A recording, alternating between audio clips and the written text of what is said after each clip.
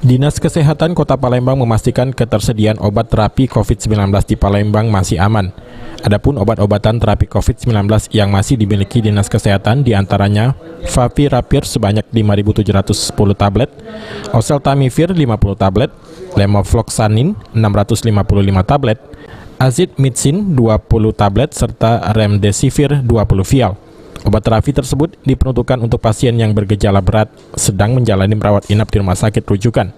Sedangkan untuk pasien yang bergejala ringan tidak perlu mengkonsumsi obat ini. Cukup minum obat sesuai kebutuhan seperti demam dan lainnya. Selain itu, warga yang sedang menjalani isolasi mandiri dan di rumah sakit rujukan diminta tetap disiplin menerapkan protokol kesehatan dan melakukan vaksinasi COVID-19 agar bisa menambah imun tubuh di tengah pandemi.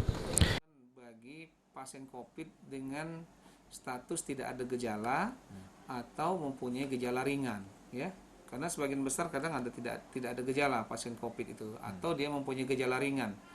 Nah, untuk pasien-pasien COVID yang masuk dalam dua kategori tersebut cukup dilakukan isolasi mandiri di rumah. Nah, protokol kesehatan tetap jalan karena kita tidak tahu orang-orang yang berada di sekitar kita apakah yang bersangkutan ada COVID-19 atau tidak, karena sebagian besar ada juga yang tanpa gejala. Nah, jadi lindungi diri dan keluarga tetap dengan memakai masker bila keluar rumah, ya, mencuci tangan, menjaga jarak. Itulah. Dinas Kesehatan Kota Palembang bersama gugus tugas COVID-19 terus berupaya menekan angka penyebaran COVID-19 dengan mengebut vaksinasi dan sosialisasi protokol kesehatan. Abidin Riwanto, PAL TV.